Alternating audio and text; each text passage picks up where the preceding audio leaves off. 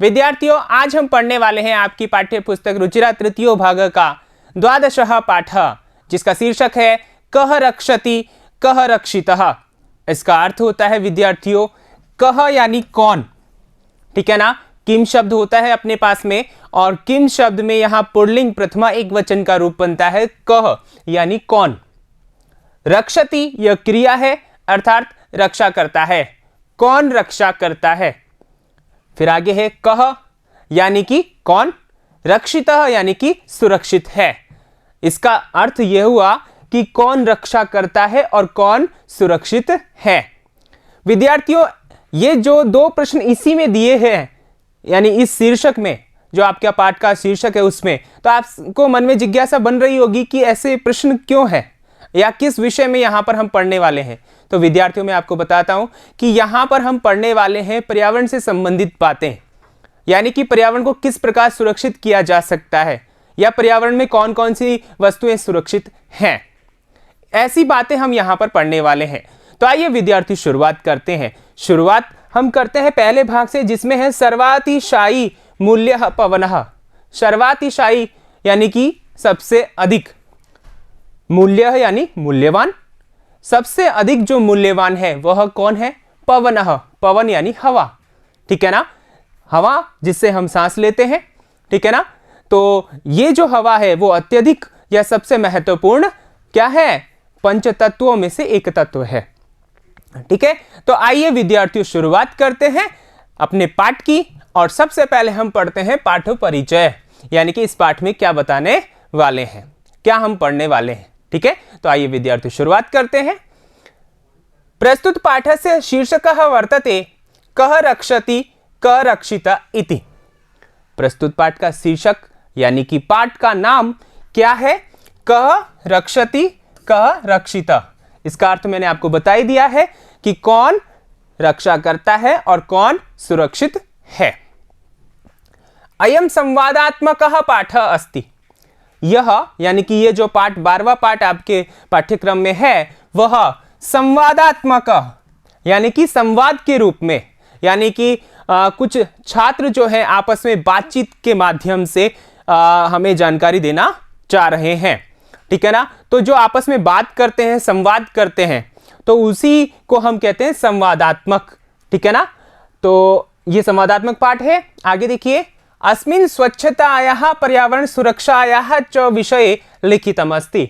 अस्मिन् यानी इस पाठ में, 12वें पाठ में स्वच्छतायाः पर्यावरण सुरक्षायाः च, स्वच्छता और पर्यावरण सुरक्षा के विषय में लिखा गया है, ठीक है। आगे देखिए, वयम स्वसमीपस्थं वातावरणं कथं स्वच्छं स्थापयाम, नदीः न प्रदूषयाम, वृक्षान् न कर्तयाम, आधिक्येन वृक्षान् रोपयाम, पृथ्वी हरितां करवाम च, प्लास्टिक इत्यस्य प्रयोगं बहु न्यूनीकृत्वा पर्यावरण संरक्षणे योगदानं करवाम। एतेषु बिंदुषु अस्मिन् पाठे चर्चा अस्ति। यहां पर देखिए विद्यार्थियों, क्या हम पढ़ने वाले हैं कि वयम यानी हम सब, ठीक है, स्वसमीपस्थम अपने पास में स्थित या आसपास में स्थित जो है, वातावरणम वातावरण को, कथम किस प्रकार से, केन प्रकारेण, कथम यानी किस प्रकार से, स्वच्छम स्थापयाम यानी कि स्वच्छ स्थापित करें, अपने आसपास के वातावरण को किस प्रकार स्वच्छ हम रख सकते हैं, इसके विषय में। नदी ही, नदियों को, नहीं प्रदूषयाम, नदियों को नहीं प्रदूषित करें। हम सब क्या नहीं करें, नदियों को प्रदूषित नहीं करें। किस प्रकार विद्यार्थियों, आप सभी जानते हैं कि जो अपशिष्ट पदार्थ होते हैं, ठीक है ना, मलमूत्र इत्यादि जो होते हैं, ठीक है, तो लोग क्या करते हैं, मतलब नदियों में ही उनको डाले आते अपशिष्ट पदार्थों को, ठीक है, या फिर जो कल कारखानों से निकलने वाले जो प्रदूषित पदार्थ है, केमिकल्स हैं, उनको नदियों में मिला दिया जाता है, जिससे कि क्या हो जाता है, जल प्रदूषण होता है। तो वो हम नहीं करें, ठीक है। वृक्षा न कर्तयाम, वृक्षों को नहीं काटें। वृक्षों को काटेंगे तो क्या होगा, पर्यावरण नष्ट होगा और ऑक्सीजन यानी कि जो प्राणवायु है वो हमें नहीं मिलेगी और हमारा जीवन दूभर हो जाएगा, ठीक है। तो वृक्षों को नहीं काटें। आधिक्येन वृक्षान् रोपयाम, और अधिकता से वृक्षों का क्या करें, रोपण करें, वृक्षों को लगाएं, पृथ्वी हरिताम करवाम च, और वृक्षों को अधिक से अधिक लगा करके, रोप करके हम पृथ्वी को क्या करें, हरी भरी करें। ठीक है। प्लास्टिक इत्यस्य प्रयोगम बहु न्यूनी कृत्वा पर्यावरण संरक्षणे योगदानम करवाम। प्लास्टिक का जो उपयोग है उसको कम करके, यानी कि प्लास्टिक का उपयोग न करके हम पर्यावरण के संरक्षण में योगदान दे सकते हैं या योगदान दें। ठीक है। एतेषु बिंदुषु, इन सभी बिंदुओं को अस्मिन् पाठे, इस पाठ में चर्चा अस्ति, यानी चर्चा की गई है।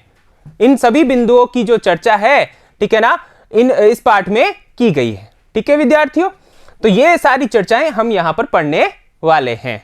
आगे देखिए, पाठस्य आरंभः केषांचन मित्राणां परस्परं वार्तालापेन भवति। इस पाठ का आरंभ कुछ मित्रों के आपस में बातचीत करने के द्वारा होता है। यानी संपूर्ण दिवसस्य अति उष्णेन पीड़ितानि भूत्वा सायंकाले गृहात् बहिः आगच्छन्ति। ठीक है।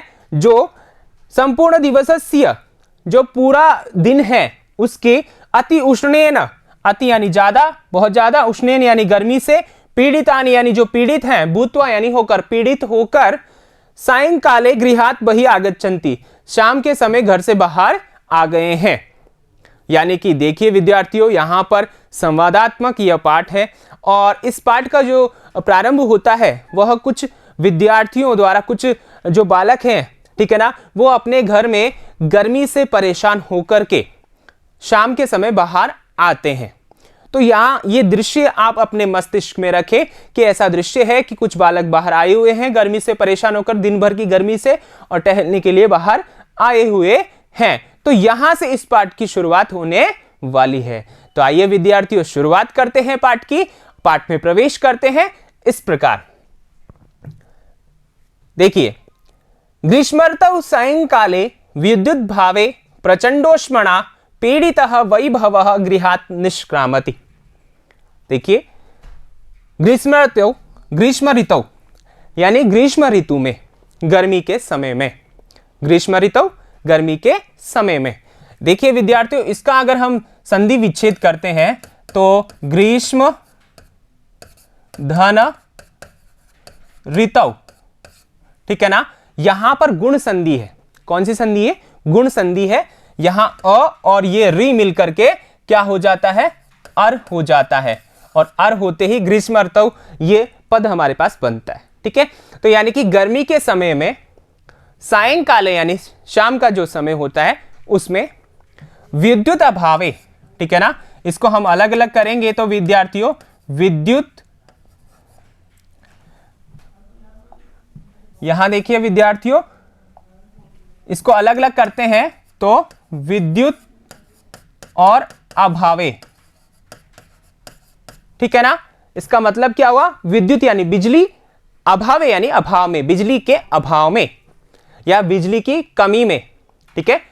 प्रचंडोष्मणा, अत्यधिक गर्मी से, प्रचंडोष्मणा अत्यधिक गर्मी से, पीड़ितः परेशान, वैभवः, वैभव नाम का, ठीक है ना, गृह, कोई बालक है, वैभव नाम वाला कोई बालक है, तो वह गृहात्, घर से, निष्क्रामति निकलता है, यानी कि बाहर आ जाता है। ठीक है। तो क्या अर्थ हुआ कि गर्मी के समय में, गर्मी में जो शाम का समय है, ग्रीष्म ऋतु में शाम का समय है, उसमें बिजली की कमी के कारण या बिजली नहीं होने की वजह से अत्यधिक गर्मी से परेशान वैभव घर से निकलता है। ठीक है। आगे देखिए, अब वैभव बाहर निकल गया तो कुछ बोलेगा, देखेगा माहौल तो देख करके बोलेगा। ठीक है। क्या बोलता देखिए, वैभवः, अरे परमिंदर, अपि त्वमपि विद्युत भावेन पीड़ितः बहिरागतः। ठीक है। परमिंदर से वैभव बोलता है, क्या बोलता है? अरे परमिंदर, अरे परमिंदर, ठीक है। अपि, अब विद्यार्थियों यहां पर देखिए, अपि जो है इसका अर्थ पहले भी आपको बताया जा चुका है कि भी होता है, और जैसा आप जानते हैं, लेकिन अगर वाक्य के प्रारंभ में अपि आता है तो उसका अर्थ जो होना चाहिए वो क्या होता है? क्या, क्या अर्थ होता है? क्या अर्थ होता है। ठीक है। अपि यानी क्या, त्वम अपि, तुम भी, विद्युत भावेन, बिजली के अभाव से, पीड़ितः, परेशान, ठीक है, बहिरागतः, बाहर आ गए हो। क्या तुम भी बिजली से परेशान होकर बाहर आ गए हो? ठीक है, वैभव ने किससे कहा? परमिंदर से कहा, अर्थात पूछा। परमिंदर, आम मित्र, एकतः प्रचंडातप कालः अन्यतश्च विद्युत भाव, परम बहिरागत्यापि पश्यामि यत् वायु वेगः तु सर्वथा अवरुद्धः। अब परमिंदर क्या कहता है, देखिए परमिंदर कहता है आम मित्र, हाँ दोस्त, ठीक है ना। वैभव ने परमिंदर से क्या पूछा, क्या कहा कि क्या तुम भी बिजली के अभाव में पीड़ित हो, उसके अभाव से पीड़ित हो, यानी गर्मी से परेशान हो, ठीक है। तो वो कहता है आम मित्र, हाँ। एकतः, एक और, एकतः यहां पर इसका अर्थ है एक और, ठीक है। प्रचंडातप कालः, प्रचंडातप, प्रचंड यानी अत्यधिक, आतप काला यानी गर्मी का समय, अत्यधिक गर्मी का समय। अन्यतश्च, और दूसरी ओर। एकतः का मतलब एक और, अन्यतः यहां पर देखिए इसको इस प्रकार समझे, अन्यतः च, अन्यतः यानी दूसरी ओर, च यानी और, ठीक है ना। तो एक और तो अत्यधिक गर्मी का समय है, और दूसरी ओर विद्युत अभाव, विद्युत अभाव। यहां पर देखिए विद्युत भावे हमने पढ़ा था, यहां सप्तमी का एक वचन था, यहां प्रथमा का एक वचन है, और विच्छेद होगा तो क्या हो जाएगा? विद्युत धन अभाव, यानी गर्मी का अभाव, ठीक है। गर्मी का मतलब ऊष्मा का, ऊर्जा यानी बिजली का अभाव, ठीक है। यहां क्या समझना है? बिजली का अभाव, ठीक है। परम, लेकिन बहिरागत्यापि, बाहर आने के बाद भी, ठीक है, बाहर आ गया फिर भी, पश्यामि देखता हूं, यत् की वायु वेगः, वायु का जो वेग है यानी जो हवा चलती है वह तू यानी निश्चय ही सर्वथा अवरुद्ध, हर प्रकार से रुकी हुई है। सर्वथा का मतलब हर प्रकार से, अवरुद्ध का मतलब रुकी हुई है, यानी वायु का जो वेग है वो हर प्रकार से रुका हुआ है, अर्थात हवा नहीं चल रही है, ठीक है। तो यहां पर देखिए हमने जो इतना सा पढ़ा है इसका एक बार अर्थ देखिए।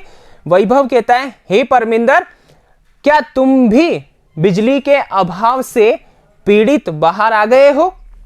तो परमिंदर कहता है हाँ मित्र, एक और अत्यधिक गर्मी का समय और दूसरी ओर बिजली का अभाव है, लेकिन बहिरागत्यापि, बाहर आने पर भी, पश्चामी देखता हूं, यत् की वायु वेगः, जो हवा का प्रवाह है, ठीक है, हवा का चलना जो है वो हर प्रकार से रुका हुआ है, अर्थात हवा हर प्रकार से रुकी हुई है, ठीक है। अब आगे देखिए, सत्यमेवोक्तम, सत्य ही कहा गया है, सत्य ही कहा गया है। क्या कहा गया है? तो यहां देखिए श्लोक है अपने पास में, उच्चारण कीजिएगा मेरे साथ आप भी। प्राणीति पवनेन जगत् सकलम सृष्टिर्निखिला चैतन्यमयी, क्षणमपि न जीव्यतेनेन विना सर्वातिशायी मूल्यः पवनः, ठीक है। अर्थात इसका अर्थ क्या हुआ? देखिए, प्राणीति यानी कि जीवन होता है या जीवन देता है, ठीक है। पवनेन, पवन के द्वारा, हवा के द्वारा, ठीक है ना। जगत यानी संसार, सकलम यानी कि पूरा, यानी कि यहां पर देखिए पूरा संसार पवनेन यानी हवा से, प्राणीति यानी जीता है, ठीक है। प्राणीति यानी जीता है। पूरा संसार हवा के द्वारा यानी पवन से, जो प्राणवायु है, ऑक्सीजन है, उससे प्राणीति यानी जीता है, ठीक है। आगे देखिए, सृष्टिर निखिला, सृष्टि यानी कि यह सृष्टि जो है, यह संसार जो है वह निखिला यानी कि पूरा, पूरी, चूंकि यह स्त्रीलिंग है तो सृष्टि निखिला का मतलब पूरी सृष्टि अर्थात पूरा संसार, ठीक है।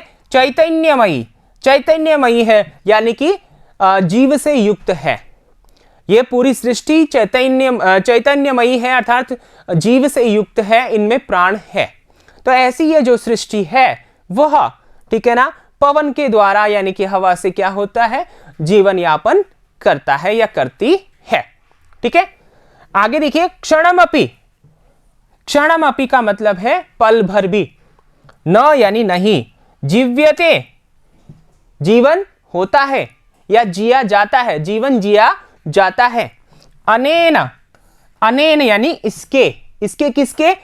पवनेन, इस पवन के, विना के बिना, ठीक है ना, इस पवन के बिना, क्षणमपि एक पल भी, ठीक है ना, न जीव्यते नहीं जिया जाता है। विद्यार्थियों यहां पर शब्द आगे पीछे है क्योंकि श्लोक है, तो हमें क्रम से अर्थ लेना है। क्या लेना है कि यहां पर देखिए कि क्षणमपि यानी एक पल भी, एक क्षण भी, नहीं जीव्यते नहीं जिया जाता, किसके बिना? अनेन बिना। अनेन बिना का मतलब इसके बिना, इसके किसके बिना विद्यार्थियों? पवनेन बिना, पवन के बिना, हवा के बिना एक पल भी जीना मुश्किल है। फिर है सर्वातिशायी मूल्यः पवनः, और यह पवन कैसा है? हवा कैसा है? हवा कैसी है? देखो विद्यार्थियों, सर्वातिशायी यानी सबसे अधिक या सबसे ज्यादा, मूल्यः मूल्यवान, सबसे अधिक मूल्यवान है, ठीक है ना, पवनः। कौन? पवन। पवन जो है सबसे अधिक मूल्यवान है, ठीक है विद्यार्थियों। तो हमने जो उपशीर्षक रखा था इस भाग का, वह इस यहां से रखा है कि जो पवन है वो अत्यधिक क्या है? मूल्यवान है, ठीक है। अब यहां इसको एक बार फिर से देखिए, इस श्लोक का अर्थ कि क्या कहना चाहता है यहां पर परमिंदर, क्या कहता है, क्या बताना चाहता है आपको। तो देखिए, पूरा संसार जो है पवन के द्वारा जीता है, या पवन से जीता है, हवा से जीता है। यह सृष्टि जो है, पूरी सृष्टि चैतन्यमयी है, यानी जीव प्राणों से युक्त है, यह सृष्टि प्राणों से युक्त है, ठीक है ना। और यहां पर देखिए, पवन के बिना एक पल भी जीना मुश्किल है, और यह पवन जो है कैसा है? अत्यधिक, सबसे ज्यादा मूल्यवान है। समझ में आ गया? तो यहां पर आगे चलिए, यहां पर हमने बहुत कुछ सीखा। क्या सीखा? कि यहां पर गर्मी के अभाव में वैभव और परमिंदर बाहर आए हुए हैं, लेकिन उनको फिर भी तसल्ली नहीं मिलती क्योंकि गर्मी अत्यधिक है। और ऐसे में परमिंदर बताता है कि यह पूरा संसार हवा से ही जीवित है, ठीक है ना, और सबसे अधिक मूल्यवान हवा ही है, ठीक है। आइए आगे चलते हैं। आगे देखिए, कठिन शब्दार्थ है। ग्रीष्म ऋतु, गर्मी के समय में या ग्रीष्म ऋतु में, विद्युत भावे बिजली चले जाने पर या बिजली के अभाव में, प्रचंडोष्मणा बहुत गर्मी से, निष्क्रामति निकलता है, बहिरागत बाहर आ गया, प्रचंडातप कालः अत्यंत गर्मी का समय, सर्वथा अवरुद्धः हर प्रकार से रुका हुआ है, प्राणीति जीवन जीता है, चैतन्यमयी चेतना से युक्त जागृत, ठीक है, सर्वातिशायी मूल्यः सबसे अधिक मूल्यवान, ठीक है। आइए आगे चलते हैं। आगे देखिए अपने पास में विशेष, यहां पर कुछ संधि वाले पद थे, ठीक है ना, जो हमने पढ़ते समय भी सीखा और यहां पर भी सीखेंगे, ठीक है। तो यहां देखिए, ग्रीष्म ऋतु, ग्रीष्म धन ऋतु, ठीक है, गुण संधि है। मैंने आपको बताया था कि यहां पर पूर्व पद का अंतिम वर्ण अ है और उत्तर पद का पूर्व वर्ण री है, ठीक है। तो यहां अ और री दोनों मिलकर के अर होते हैं, और अर होने से यहां पर जब हम मिलाते हैं ग्रीष्म ऋतु, ये पद बनता है, अर्थात यहां कौन सी संधि है? गुण संधि है, ठीक है। आगे देखिए, प्रचंडोष्मणा, ठीक है, प्रचंड यानी अत्यधिक और उष्मणा यानी उष्मा से, ऊर्जा से, ठीक है, गर्मी से। तो यहां पर भी गुण संधि है, ठीक है। अ और उ जो है ओ हो जाते हैं, ठीक है, क्या हो जाते हैं? ओ हो जाते हैं। तो यहां ओ हो गया, तो यह हमारा पद बन गया प्रचंडोष्मणा, ठीक है। तो यहां गुण संधि है। फिर आगे देखिए, बहिरागतः, बहि या बहि का मतलब होता है बाहर, आगत यानी आया हुआ या आ गया, ठीक है ना। तो बहि आगतः, यहां पर विसर्ग जो है, विसर्ग को र हो गया है, तो यहां ऋत्व विसर्ग संधि है। कौन सी संधि है? ऋत्व विसर्ग संधि, ठीक है। फिर आगे देखिए, प्रचंडातप कालः, यहां पर प्रचंड आतप कालः, प्रचंड वही अत्यधिक और आतप काल यानी गर्मी का समय, ठीक है। प्रचंड आतप काल दीर्घ संधि है यहां पर। यहां पर देखिए अ और आ दोनों मिलकर के क्या है, आ हो जाता है, दीर्घ हो जाता है, तो प्रचंड आतप काल यह पद बन जाएगा। कौन सी संधि है विद्यार्थियों, दीर्घ संधि। यहां पर देखिए घ है, दीर्घ, ठीक है, दीर्घ संधि है। आगे देखिए विद्युत भावे, विद्युत धन अभावे, ठीक है ना। तो यहां पर ये तो जो है, यहां व्यंजन संधि का एक भाग होता है जस्व संधि। जसत्व संधि जो होती है उसमें तीसरा वर्ण हो जाता है, ठीक है ना। पद के अंत में जो वर्ण आता है उसको तीसरा वर्ण हो गया, तो त को तीसरा वर्ण इसी वर्ग का होगा द, ठीक है ना। तो द होते ही क्या हो जाएगा अपने पास में, ये विद्युत अभावे पद हमारा बन जाएगा, ठीक है। आगे देखिए बहिरागत्यपि, बहि, ठीक है, आगत्य। यहां पर देखिए बहिरागत जो हमने पढ़ा था उसी के समान है यहां बहि आगत्य, ऋत्व विसर्ग संधि है एक तो, और यहां पर आगत्य में अ और अपि का अ दोनों मिलकर के आ होते हैं, इसलिए यहां पर आगत्यपि, आगत्यापि, यहां पर ये गलत लिखा है, आगत्यापि होगा, ठीक है ना। आगत्यापि यानी कि दीर्घ संधि का उदाहरण है बहिरागत्यापि, तो बहि आगत्य धन अपि, ठीक है। तो यहां पर क्या हो जाएगा, यहां आगत्यापि, ठीक है। तो ये दीर्घ संधि है यहां पर विद्यार्थियों, और यहां पर बहिरागत्य, ये दोनों जब हम मिलाएंगे तो क्या बनेगा, बहिरागत्य, ठीक है। तो ये तो यहां से बना और ये दोनों बने यहां से, समझ में आ रहा है विद्यार्थियों, ठीक है ना। तो यहां दो संधियां है, ठीक है। मैंने यहां पर संधि का नाम नहीं लिखा और ना, बस केवल यहां बहि धन आगत्य धन अपि ऐसा लिख करके आपको बताया है। दोनों संधियां आप इस प्रकार समझे, ठीक है, समझ में आ गया। आइए आगे चलते हैं।